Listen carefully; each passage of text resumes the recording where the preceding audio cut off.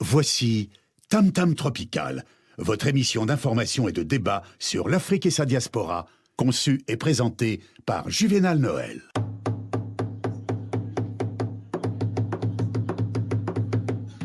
Plusieurs siècles avant la création du télégraphe, au cœur de la forêt équatoriale d'Afrique, les populations communiquaient déjà à distance, grâce au tam-tam. En un temps record, des messages étaient relayés dans plusieurs contrées. Tam-tam Tropical, l'Afrique chez vous, chaque mardi de 19h à 20h sur Radio Pluriel.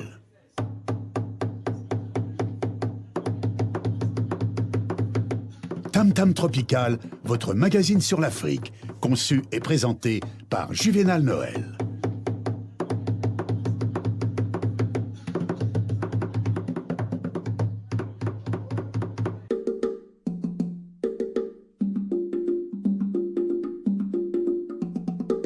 Bruit de bottes un peu partout sur le continent, donc c'est la police kenyane qui a dispersé ce mardi à l'aide de gaz lacrymogènes une manifestation de l'opposition contre la commission électorale à Nairobi.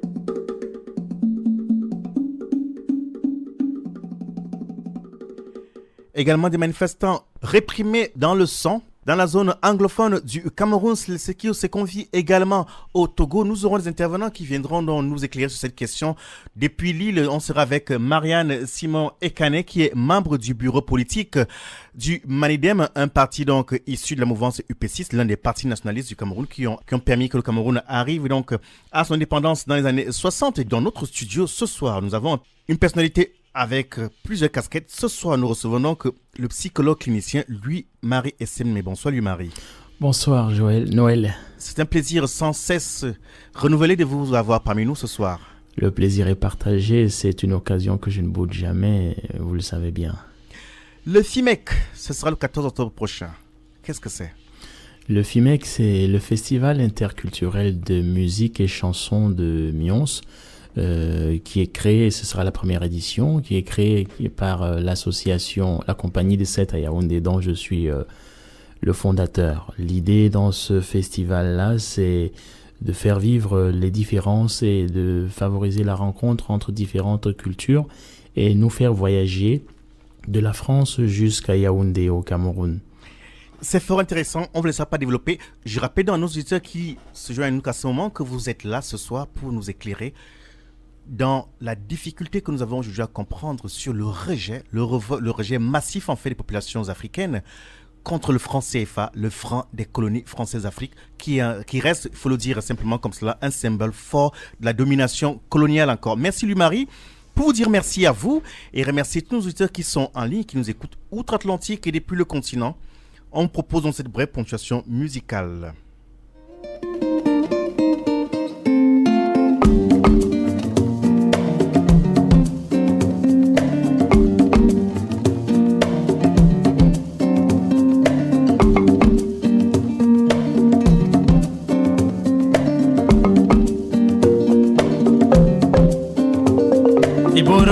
Matang sama wo milang mya wal manga ngizwa purungono ayong babi sogo ibor bangayen bokon bezamba bedang mangana bezibi kwa bete baba yemi zamanana mwali liga zubulete silne zulu atia mwana na mane bonto bezante silne zulu Yebo soba tabanta betwal keka Sene Zulu Kali sene nyila mana lore ke Sene Zulu Walme nama sebanga kaba yebo so Sene Zulu Zulu mbeba yemi dama kaba dina Sene Zulu Ye keko Mamo Sene Zulu Wo koko Mankamo Sene Zulu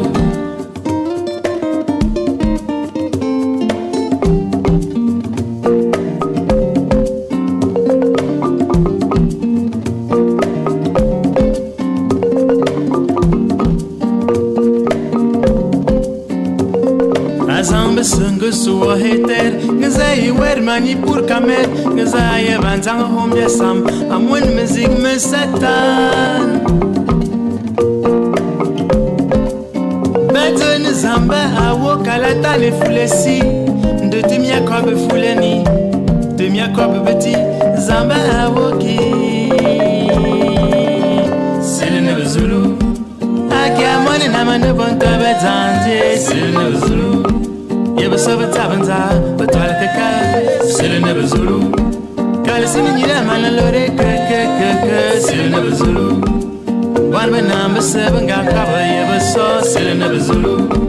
Zulu mbeba emidama kabadina. Selene Zulu, ye keko, mama o. Selene Zulu, wo koko, makamo. Selene Zulu.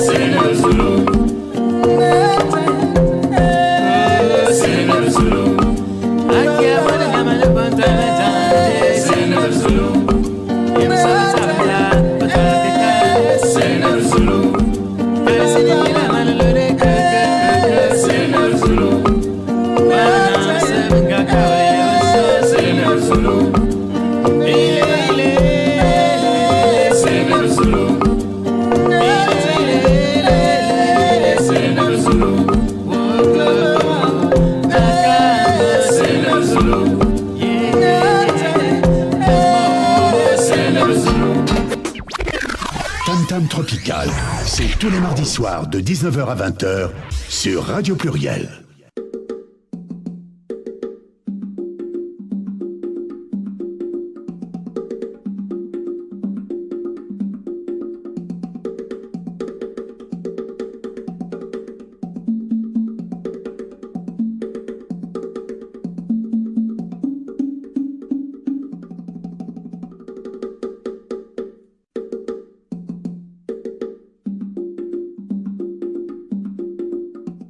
Mesdames, Messieurs, bonsoir. Nous sommes ensemble pour une cinquantaine de minutes d'informations et de débats sur l'Afrique et sa diaspora. Soyez les bienvenus. Demandez aux Zoulous, c'est ce que, en substance, dit l'artiste Louis SM. Ce soir, nous recevons donc le psychologue clinicien Louis-Marie SM Neme. Une fois de plus, merci d'être des nôtres. Merci.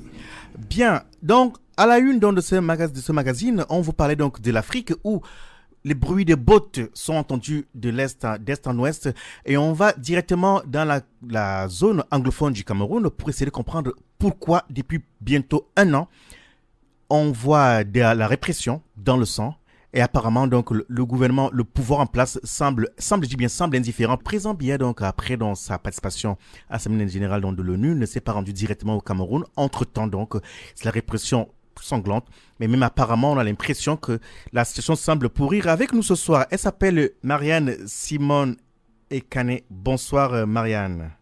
Bonsoir. C'est vrai que c'est assez difficile pour moi ce soir, je ne sais pas pourquoi j'ai du mal à parler de la question anglophone. Que se passe-t-il dans la zone anglophone du Cameroun, Marianne Simone Ekane?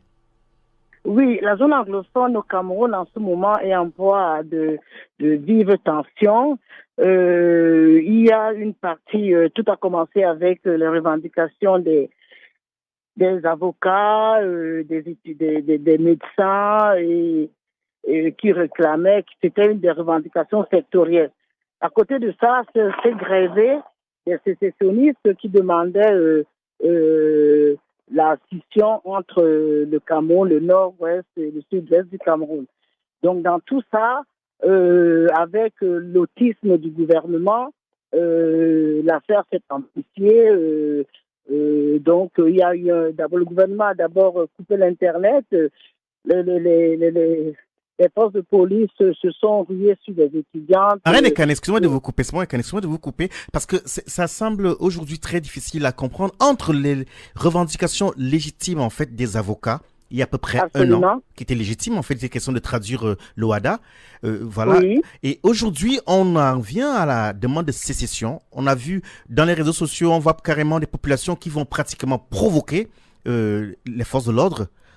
Il y a quand même lieu de s'interroger, de s'inquiéter d'ailleurs. Oui, d'accord. Vous savez, les revendications de sécession, ce n'est pas nouveau. C'est depuis les années, ça fait au moins 30 ans qu'il y a quand même un groupuscule de personnes qui demandent la sécession entre le sud-ouest, le nord-ouest et l'autre partie du Cameroun. Donc, ces groupuscules se sont grevés sur les revendications des avocats et des médecins. Mais Donc, est-ce qu'on peut comprendre cela aujourd'hui, cette demande de sécession? Est-ce qu'on peut comprendre? Tout part des accords de Fumban qui n'ont pas été bien, comment dire ça, négociés. Nous avons toujours dénoncé, donc moi je fais partie du Manida, nous avons toujours dénoncé que c'était un hold-up de la partie orientale par la France qui voulait s'accaparer de tout le Cameroun et que ça n'a pas été négocié. Donc, c'est tout à fait normal qu'une partie de la population d'expression anglaise qui se sentent lésés par le pouvoir de Yaoundé, parce que vous savez, les rues, rien n'est traduit en anglais. Quand on parle de pont, on parle de pont, on ne parle pas de bridge. Donc il y a quand même cette façon, cette manière de se sentir un peu lésé. Alors, dites-moi, je vous coupe à tout moment parce on aimerait bien comprendre. Vous essayez de corroborer dans la thèse selon laquelle les populations de ces zones-là sont marginalisées. C'est bien cela? Mais je ne corrobore pas ça. Il y a beaucoup de secteurs de population au Cameroun qui sont marginalisés. La marginalisation de cette partie du Cameroun est évidente.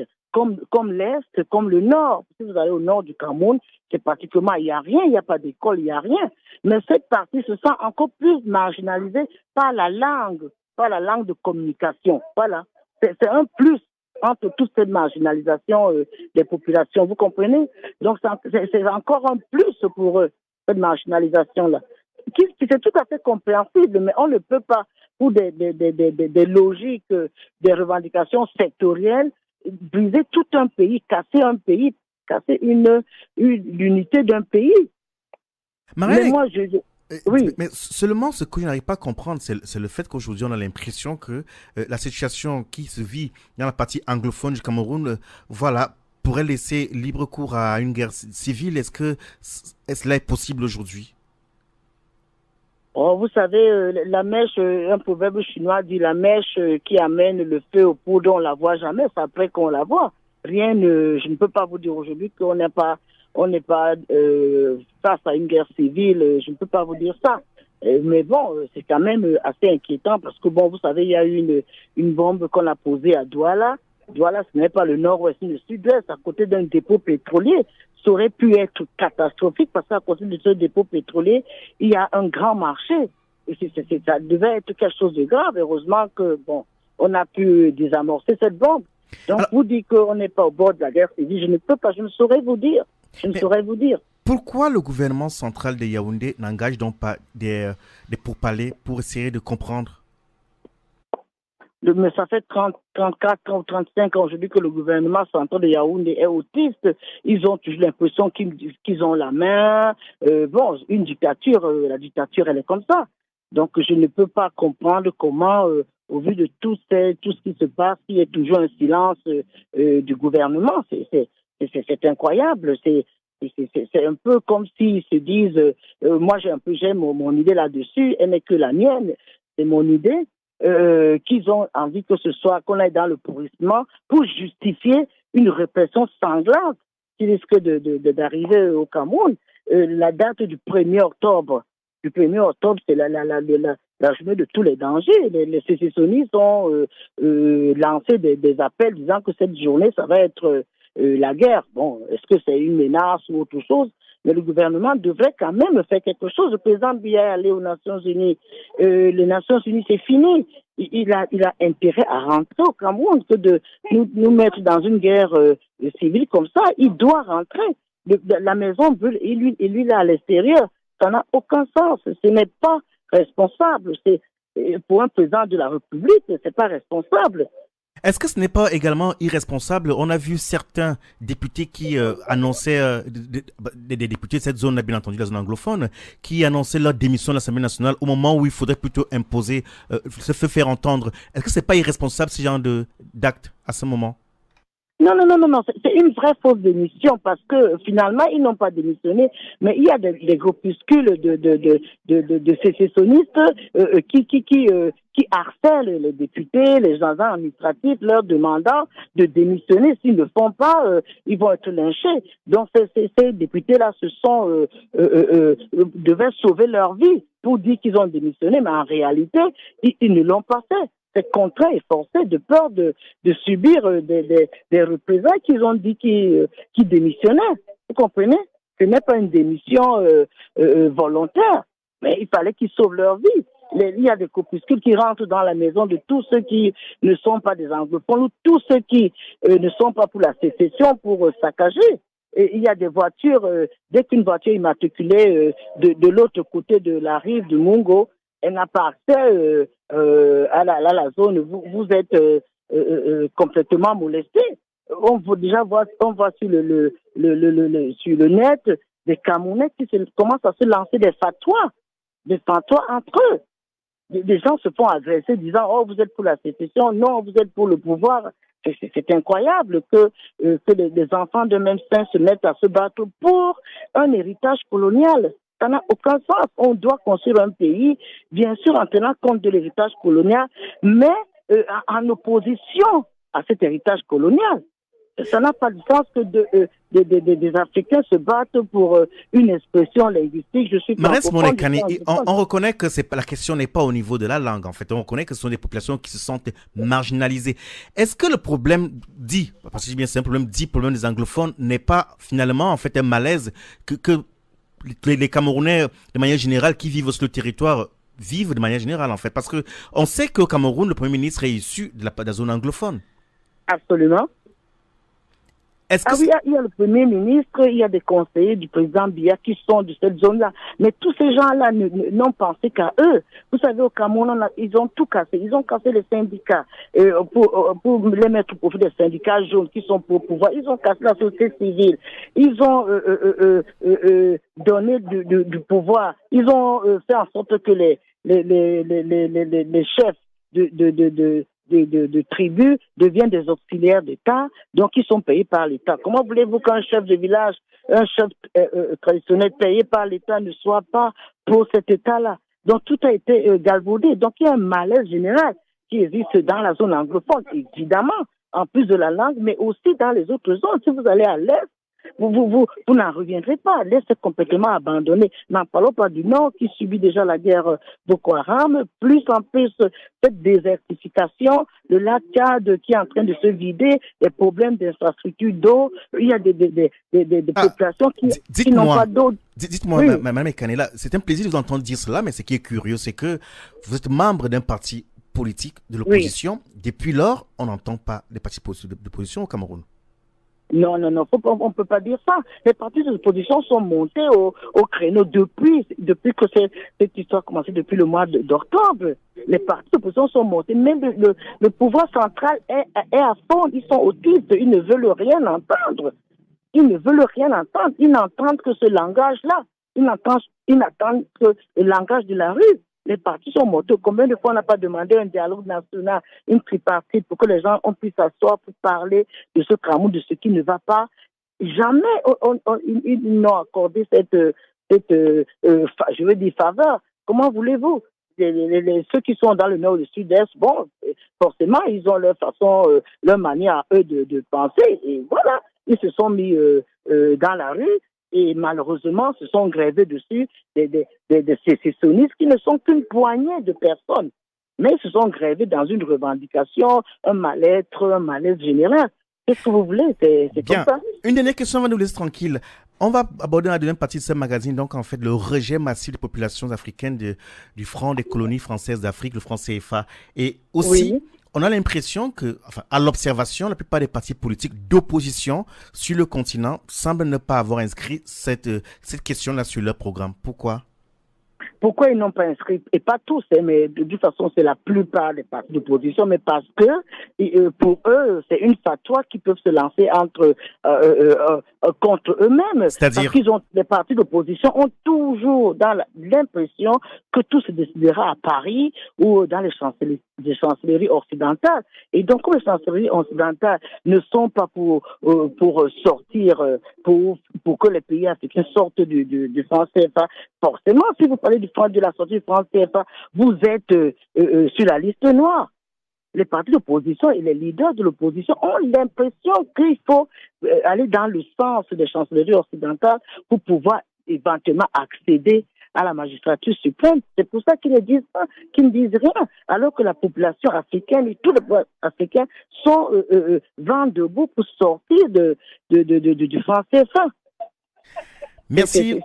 Merci Marius Moïkin d'avoir accepté de répondre à nos questions. Je rappelle à ceux qui ne vous connaissent pas que vous êtes membre du bureau politique du Manidem. Je suis chargé des relations extérieures du Manidem. Et le Manidem, c'est le mouvement africain pour la nouvelle indépendance et la démocratie. Je dis bien nouvelle indépendance parce que, justement, on ne peut pas avoir une indépendance réelle, effective, s'il n'y a pas une souveraineté monétaire. Merci et au plaisir. Merci, c'est moi qui vous remercie. Tam Tam Tropical, c'est tous les mardis soirs de 19h à 20h sur Radio Pluriel.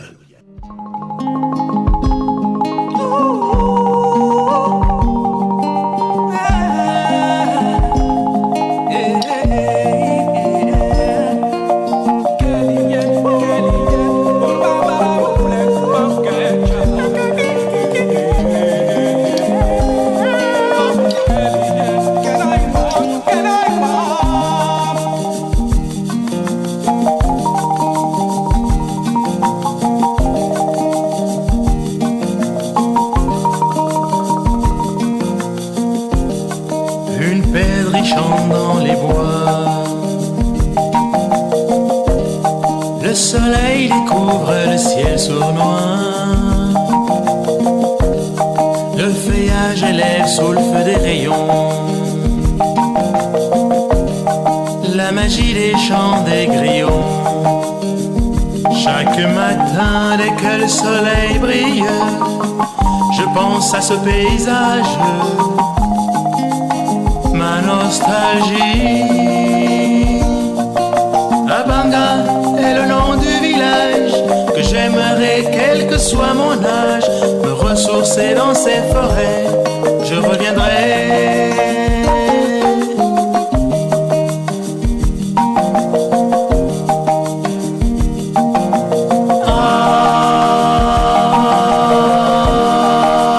Ces matins au village,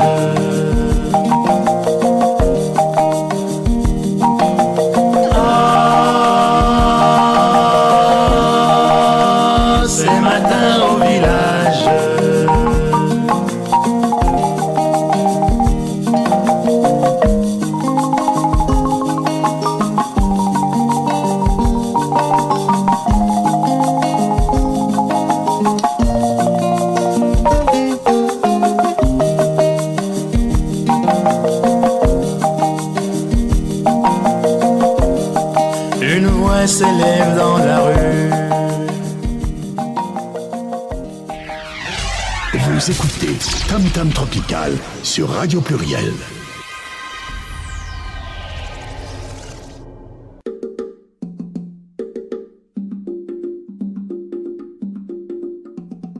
Pour ceux et celles qui se joignent à nous qu'à ce moment, nous recevons ce soir Louis-Marie Essemneme, il est psychologue et clinicien. Dans cette première partie, on reçoit l'artiste. Louis-Marie, bonsoir une fois de plus. Bonsoir. Alors, le Festival interculturel des musiques et chansons qui se tiendra le 14 octobre prochain. Pourquoi un événement? On a envie de dire, on en voit tout le temps. Pourquoi celui-ci? Disons que le festival, c'est toute une histoire aussi. Il faut peut-être raconter un petit peu comment il arrive. Allez-y. Le festival il a lieu dans la ville de Mions. Mions qui est juste à côté de Saint-Priest. C'est une ville, il y a pas mal de villes qui ont déjà des festivals, mais Mions n'avait pas encore son festival. Nous avons monté il y a quelques années un spectacle qu'on intitulé De 7 à Yaoundé, donc de la chanson française aux musiques traditionnelles africaines. Cette qui est la ville de France. Oui, Sète qui est la ville du poète Georges Brassens. Vous n'êtes pas sans ignorer que je suis un passionné des chansons françaises et donc de Georges Brassens. Et on a monté ce festival, ce spectacle-là, qui a pas mal tourné déjà en France et aussi avec une étape au Cameroun où on l'a rodé également. Et c'est après les 2 années d'expérimentation de nos tournées qu'on s'est dit on faudrait peut-être aller plus loin pour associer d'autres artistes et aussi d'autres expressions de l'art musical et d'autres arts comme la peinture, la sculpture ou l'habillement et autres. Et c'est comme ça que nous est venue l'idée de créer un espace de rencontre entre divers univers culturels et artistiques, d'où le Festival interculturel de musique et des chansons de Mions. On a une tête d'affiche. Il s'agit de Otto Marcellin, qui vient du Cameroun. Oui. Et on a l'impression qu'il y a une grande similitude entre la musique de Otto Marcellin et la vôtre. La seule différence qu'on a le sentiment d'avoir des sonorités d'Afrique dans votre musique. Et Otto Marcellin, lui, semble rester sur la droite ligne, on va dire, la ligne de Georges Brassens. Oui, vous savez, on ne devient pas musicien au hasard, on ne sort jamais de nulle part. Il y a toujours des affinités et une filiation. Il y a des musiciens qui nous inspirent beaucoup plus que d'autres. Otto Marcellin fait partie des artistes qui m'ont inspiré quand j'ai commencé, et parmi lesquels d'autres aussi, comme Cyril Efalaou ou Georges Brassens.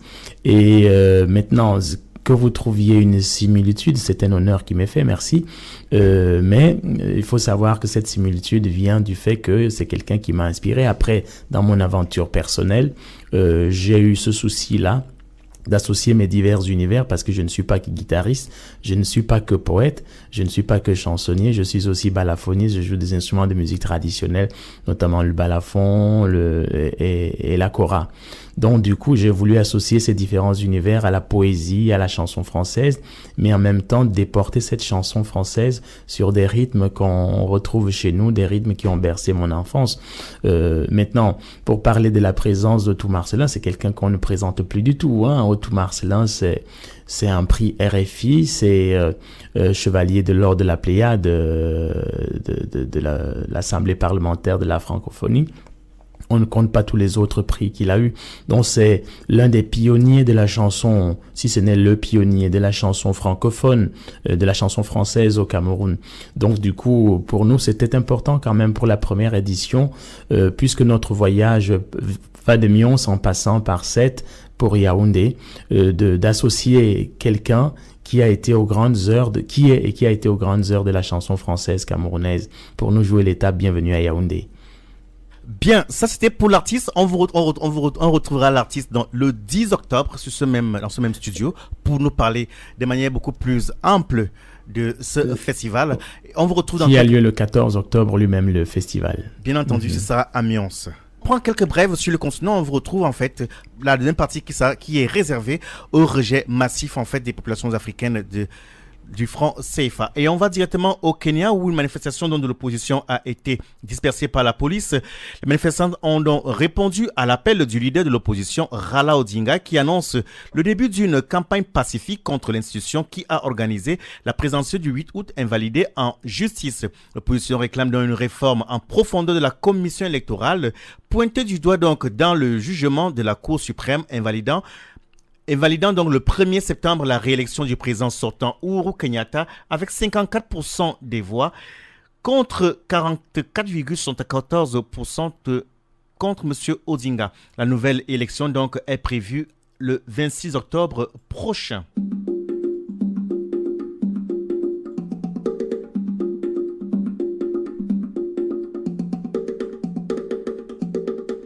Un rapport de l'ONG britannique Survival International accuse donc des gardes forestiers financés par le Fonds mondial pour la nature WWF de violation des droits de l'homme systématique et généralisée envers les pygmées au Cameroun. On parle beaucoup du Cameroun ce soir et en République démocratique du Congo et en Centrafrique. Selon Survival, ces pygmées donc sont illégalement expulsés de leur terre ancestrale au nom de la conservation de l'environnement. Accusés de braconnage, les Pygmées sont frappés, torturés et tués, indique le rapport. Hélène Aïmondo est responsable donc d'une association de Pygmées en Centrafrique. C'est elle donc qui signe ce communiqué.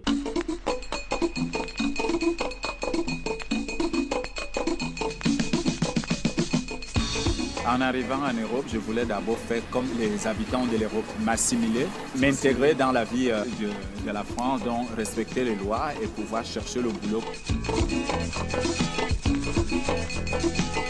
Je n'ai pas du tout mon rêve en France, parce qu'en fait, je pensais qu'ici, c'était le paradis. Oh, c'est difficile comme tout le monde, hein. Il y en a qui sont vraiment de la vraie diaspora, qui vont à l'école, qui sont des licenciés, mais il y a trop de banditisme de la diaspora ici. Il faut qu'on puisse faire comprendre aux jeunes que quand on est dans un pays, on respecte la loi de ce pays-là.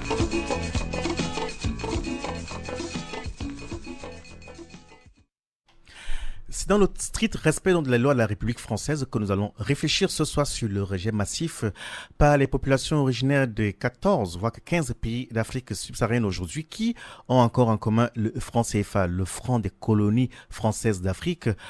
Cette monnaie, il faut le reconnaître, qui est le symbole fort de la domination coloniale, continue de circuler. Mais habituellement, ce sont les monétaristes et autres économistes et hommes politiques qui discutent de ces sujets. Fort curieusement, c'est la rue qui gronde. Ce sont les populations qui s'emparent donc du sujet. Et on a ce soir le privilège d'avoir un psychologue clinicien pour nous parler de l'impact psychologique d'une telle réalité. Comment comprendre, lui, Marie, ce soir, que ce soit la rue qui s'empare de la question aujourd'hui sur le continent et au-delà du continent africain? Déjà, une chose qui est à dire, c'est que ce n'est pas que la rue qui se préoccupe de la question du franc CFA en Afrique.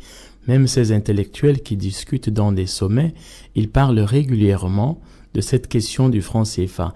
Il faut situer la problématique dans le temps et dans le processus dans lequel elle apparaît.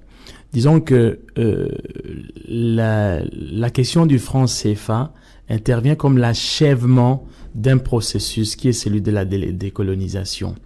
Voilà. Donc, c'est-à-dire que il y a eu des grands mouvements de décolonisation dans les années 60 où la plupart de ces pays, on avait des mouvements panafricains, par exemple, qui s'alliaient pour chasser le colon. Et ils avaient un adversaire commun qui était désignable, qui était visible. C'était soit la France, l'Angleterre et autres. En tout cas, c'était l'Europe. Et une fois que cet adversaire commun il est parti. La bataille autour du franc CFA aujourd'hui, en fait, c'est une recherche d'engagement fédérateur entre ces peuples africains. Et donc, c'est une forme de renaissance de ces mouvements qui sont restés quand même endormis dans une certaine nostalgie et qui reviennent et renaissent aujourd'hui à travers une recherche d'engagement fédérateur autour de la question du franc CFA. Pourquoi c'est la rue? C'est pas que la rue, comme je l'ai dit tout à l'heure. Ce qui est en train de se passer, c'est ce que j'appelle une rupture générationnelle. C'est l'expression des mutations générationnelles, parce que lorsque les pays africains ont acquis leur indépendance, ils ne sont pas devenus indépendants, pas du tout. C'est-à-dire que la partie visible de la colonisation a été mise en retrait, c'est-à-dire que le penchant à l'occupation, par exemple l'occupation physique, l'occupation militaire, même s'il reste encore quelques bases militaires par-ci par-là, tout cela a été mis en retrait. Par contre, les pays n'ont pas été décolonisés en tant que tels, parce qu'il est resté plein de leviers coloniaux, dont de leviers de dépendance. Il y a ces marchés, les marchés exclusifs qui étaient retenus, et ces marchés exclusifs qui eux-mêmes reposaient sur les ressources. Et vous voyez que là, c'est une question de l'avoir. L'être et l'avoir. Je veux devenir indépendant, mais pour devenir indépendant, il faut que j'ai les moyens de l'indépendance. Donc, Oui, allez-y. Et donc, ces moyens, parce qu'on voit quand même, le mouvement, il est là, il est visible. Quand on regarde sur les informations, on voit un mouvement des jeunes qui partent du continent pour venir en Occident, d'autres qui risquent au péril de leur vie, d'autres qui laissent même leur vie. Voilà. Et la question, c'est pourquoi aujourd'hui, il y a cette poussée, pourquoi ça gronde tant? Ça ne grogne pas plus aujourd'hui qu'avant. Ça a toujours grogné. Dans les universités, il y a toujours eu ces discussions. Peut-être que vous voulez dire que vous constatez que c'est beaucoup plus bruyant maintenant. Disons-le comme cela, oui. Voilà, que c'est beaucoup plus bruyant. Je pense que les bruits qu'on peut voir puisent aussi dans une certaine frustration. Parce que l'Afrique souffre quand même de la malgouvernance. Et ces grognements puisent dans une certaine frustration et un désir de pouvoir profiter de ses biens, de profiter de son avoir. Parce que lorsque les jeunes traversent la mer tous pour venir ici, ils vont là où prospèrent leurs ressources. Et ils savent que leurs ressources prospèrent ici. Et que, en fait, je pense, à mon humble avis, que ce qui est en train de se jouer, ce que j'essayais d'expliquer, que j'ai pas terminé, c'est-à-dire la rupture générationnelle. C'est que le colon, quand il est parti, l'Afrique a eu besoin d'une administration qui pouvait gérer les affaires courantes, c'est-à-dire la continuité de la colonisation. Donc, la plupart des premiers gouvernants africains sont sortis des écoles européennes, ont été coachés, formés par des ministres, des présidents, par ceux qui sont devenus ministres et présidents ici en Europe. La plupart ont été des camarades de François Mitterrand, des amis de Lionel Jospin. On peut aller encore plus en arrière, avant François Mitterrand. La plupart sont sortis de l'école Focard, par exemple, l'école les réseaux Jacques Focard. Donc, on voit que il y a un système qui a permis la continuité de la colonisation, ce qui peut tout à fait se comprendre. C'est que c'est la question de savoir si l'Afrique était prête à ce moment-là à assumer et à porter son indépendance. Et je pense qu'il y a eu une défaillance ou un vide qui a été comblé par le colon lui-même, parce que ce vide-là lui profitait. Donc, c'est-à-dire que la première élite qui a gouverné l'Afrique, c'est des gens qui ont tous été formés ici. Mais là, nous sommes en train de traverser une rupture générationnelle, que je préfère plutôt dans des termes plus souples, en mutation. Donc, c'est un mouvement. Vous avez des jeunes aujourd'hui. La France, pour ceux de l'Afrique coloniale française, la France n'est plus le lieu où ils viennent forcément étudier. Certains font tout leur cursus sur place. En Afrique, dans leur pays, deviennent des élites, sont des docteurs, sont des professeurs. Et ces gens-là ne sont pas portés par les mêmes courants de pensée qu'il y a quelques années où on envoyait des gens étudier l'administration en France ou en Europe et on les renvoyait pour gérer leur pays. Donc je pense que cette mutation générationnelle-là, ça grogne actuellement, mais ça va continuer à grogner. Participez à l'émission Tam Tam Tropical. Appelez le 04 78 21 05 95. 04 78 21 05 95. Pour ceux et celles qui sont à nous, à ce moment, nous recevons ce soir Louis-Marie S.M. Nememi, le psychologue clinicien. Ce soir, il essaie de nous faire comprendre pourquoi aujourd'hui on a le sentiment qu'il y a une forte frustration et que même la rue s'est emparée de la question du franc CFA au point où enfin, effectivement on note un rejet massif et ce rejet massif donc rend avec le silence même des dirigeants de ces pays-là, à l'exception de quelques-uns, bien l'exception de quelques-uns. Dites-vous que c'est en 1945 qu'un décret du président français, le général de Gaulle, crée cette monnaie-là. Mais encore aujourd'hui, les dirigeants africains, eux, ils semblent à l'aise avec cette monnaie. Je n'ai pas la certitude que les dirigeants africains soient à l'aise. Je pense qu'eux-mêmes aussi sont pris dans les taux d'un certain nombre de tendances. Je vais prendre l'exemple de quelqu'un qui n'est plus Mobutu. Il a fait de très grands discours contre le franc à son époque et de temps en temps, il essayait de ménager le chou et la chèvre pour ne pas perdre son poste. Mais je pense que la plupart des dirigeants africains sont tenus par cette dépendance-là. Vous avez vu que la plupart de ces présidents qui ont parlé contre le franc CFA et qui ont posé des actes menant vers la création d'une monnaie ont été soit assassinés, soit ont eu un coup d'État et sont partis. C'est un enjeu important parce que c'est le dernier, si ce n'est le symbole, c'est pas le dernier, mais c'est le symbole le plus fort de l'occupation et de la colonisation aujourd'hui. Pour aller en plus Afrique. loin, il y a le professeur Nicolas Gou qui parle pratiquement de nazisme monétaire. Je n'emploierai pas ce mot-là, mais je peux utiliser la métaphore et la figure du maître et de l'esclave. C'est-à-dire que c'est la dernière étape, enfin, l'une des plus fortes étapes de l'affranchissement. Vous savez, lorsqu'il y a eu le plan Marshall en Europe après la guerre, le général de Gaulle, il a tapé la main sur la table pour refuser que la France adopte le dollar. Et il disait, celui qui ne bat pas monnaie n'est pas souverain.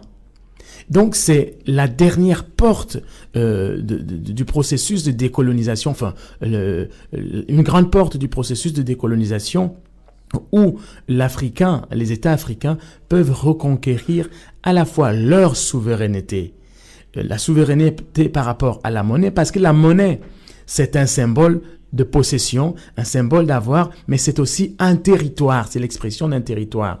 Et donc cette dernière étape-là, elle est essentielle pour terminer le processus de décolonisation, en sachant que la plupart des ressources africaines ont été indexées sur des dettes et des contrats autour de cette monnaie-là. C'est vrai que vous semblez, puisque c'est même le cas, vous connaissez assez bien la question, puisque vous le disiez tout à l'heure, en fait, que on le sait, c'est dans les amphithéâtres et dans d'autres milieux de la réflexion au niveau de l'Afrique et au-delà même du continent africain, la question de la monnaie, du franc CFA est toujours venue. Mais maintenant, on parle des populations, de l'homme, des citoyens lambda, qui a dans sa poche un franc. Le franc n'a aucun lien avec sa réalité quotidienne. Jusqu'où peut aller le traumatisme?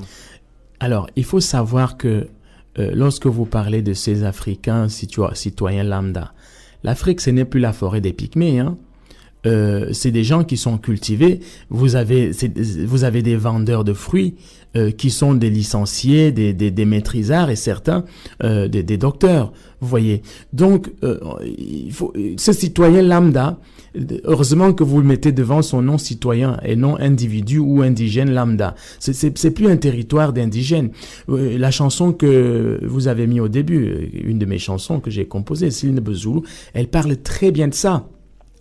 C'est-à-dire demander aux Zoulous comment un citoyen peut être esclave dans son propre pays. Donc ces citoyens qui manipulent le franc CFA, qui triment, qui travaillent dur et souffrent certes de la malgouvernance des fois de leur pays, sont conscients qu'il y a un autre État qui est le rentier de leurs efforts, qui puise de la rente qui prend de la rente dans les efforts qu'ils fournissent. Ils sont conscients, c'est des intellectuels, ils le savent, que le cacao que je produis, quand je vais le vendre, il y a quelque chose qui est une taxe qui est préservée parce qu'on me fabrique ma monnaie, que ma voiture que je vais acheter, lorsque je fais mon virement pour l'acheter, il y a une taxe qui est prélevée sur la conversion de cette monnaie qui, en fait, ne dépend que d'une autre monnaie. En fait, vous ne pouvez pas convertir votre franc CFA à Paris, vous arrivez à Paris et vous voulez changer vos francs CFA. Non, ce n'est pas possible. Ça dépend d'une autre monnaie qui est affiliée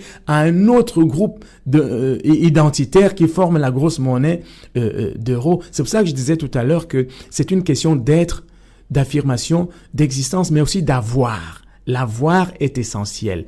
Et que là, vous voulez changer votre monnaie, elle est affiliée au franc français, que le français lui-même n'utilise plus, vous voyez. Et donc, une arrière-cuisine du franc français où la rente est puisée. Ces Africains ne sont pas des ignorants, c'est des intellectuels pour la plupart. C'est des gens qui savent écrire le français et compter. D'ailleurs, ils ne feraient pas le commerce qu'ils font s'ils ne savaient pas compter. C'est assez difficile et je vous pose la question que j'ai posée tout à l'heure à Marianne Smoekane. Moi, je m'adresse au psychologue clinicien que vous êtes et pour comprendre pourquoi la plupart des partis politiques d'opposition, naturellement qui ne sont pas encore aux affaires, n'inscrivent pas la sortie du franc CFA dans leur programme. Elle m'a répondu, en substance, c'est simplement que voilà, ceux-là qui aspirent au pouvoir dans les États africains songent déjà à la presse, c'est-à-dire une fois qu'ils sont installés, ils ont besoin d'être adoubés par puissance coloniale qui est là, qui est encore la France aujourd'hui. Ils rêvent déjà d'être au pouvoir mais ils ne pensent pas sortir du franc CFA. J'ai l'impression que là, on est face à des gens qui ont plutôt peur. Ce n'est pas une question de peur. Bon, là, c'est pas le psychologue qui va parler, c'est le citoyen. Je pense que ce n'est pas une question de peur. Créer sa monnaie, ce n'est pas une affaire de slogan. Vous voyez, parce que c'est vrai que quand on entend la rue, ce qui est légitime, dire il faut sortir du franc CFA. Mais quand on fait de l'analyse de la situation, oui, il faut évidemment sortir du franc CFA. Mais il faudra à un moment donné des leaders courageux, organisés, parce que c'est un travail de créer une monnaie. C'est un travail de créer une monnaie. Il faut des entreprises qui vont travailler à générer cette monnaie. C'est toute une législation autour de cette monnaie. Oui, il y a du débat politique. C'est un travail au niveau des assemblées. Ça ne se limite pas à la rue. Vous voyez ce que je veux dire? Ça ne se limite pas à la rue. Ça ne se limite pas à un décret présidentiel. Il faut pouvoir profiter de cette situation d'une rue qui grogne et qui est nombreuse pour enclencher le mouvement politique. Maintenant, pourquoi les leaders, certains peuvent être amenés à avoir peur? Parce que quand vous parlez des partis d'opposition, moi je n'en connais pas beaucoup qui sont arrivés au pouvoir en Afrique. On peut compter quelques toutes petites exceptions, mais en général, c'est des partis au pouvoir qui se sont régénérés et renouvelés dans le maintien du pouvoir. Donc, pour qui il arrive d'avoir peur, je pense que on peut avoir l'excuse de cette peur. Pour certains, s'ils sont accrochés au pouvoir et que en général c'est une question qui engage parfois des menaces. Quand on peut vous dire celui qui n'est pas content dans le franc qu'il sorte, ça ne se passe pas comme ça. Il y a des menaces et donc certains ont peur de perdre le pouvoir, de ne pas pouvoir se maintenir, et pour se maintenir, du coup cette question devient subsidiaire et on gère les affaires courantes. Pourtant, on a vu d'autres États sortir du franc CFA, comme par exemple l'Algérie. On a vu des présidents assassinés parce que ils commençaient à attaquer le franc CFA. On a vu des coups d'État s'accélérer juste lorsque certains présidents étaient étranglés politiquement et économiquement et qui se retrouvaient dans l'obligation de créer une monnaie. On a vu des coups d'État s'accélérer. Je ne vais pas citer des noms, mais ce que je vais dire, comme on arrive vers la fin quand même, c'est que nos États gagneraient à s'organiser et à se saisir de cette question du franc CFA qui est une affaire d'identité, de souveraineté, d'affirmation, de reconnaissance et d'achèvement du processus de décolonisation et de reconquête identitaire des États africains. Est-ce que c'est évident? Est-ce que c'est vraiment évident? Est-ce que vous pensez que c'est demain? Parce que on a le sentiment que dans les 5 prochaines années, ça ne changera pas, étant donné que la configuration semble la même. Je me pose toujours la question de savoir pourquoi les Africains ont cette facilité à s'identifier à ceux qui réussissent chez les autres et qui trouvent que c'est évident quand c'est chez les autres et que dès lors que c'est chez eux, ça devient inévident. Impossible. Je vois des transitions gouvernementales dans des pays qu'on ne pouvait pas imaginer qu'ils pourraient élire des Noirs, par exemple. Ils ont tous l'Obamania. On voit des pays qui se sont transformés profondément comme le Rwanda. On voit que c'est évident chez les autres.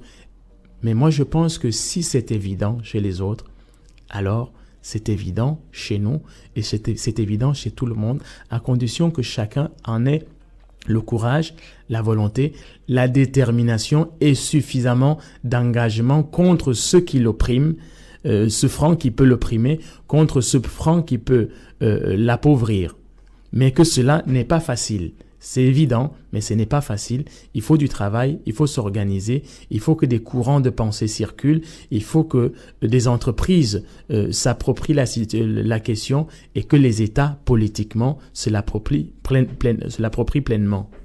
Merci beaucoup, Louis-Marie Semnémé. On vous retrouve donc le mardi 10 octobre prochain. Pour parler du FIMEC. Pour parler du FIMEC qui est dans ce festival interculturel de musique et de chansons de Mions, avec une riche programmation d'artistes qui se produiront pour représenter leur pays, les deux Congos, le Cameroun et puis Mions.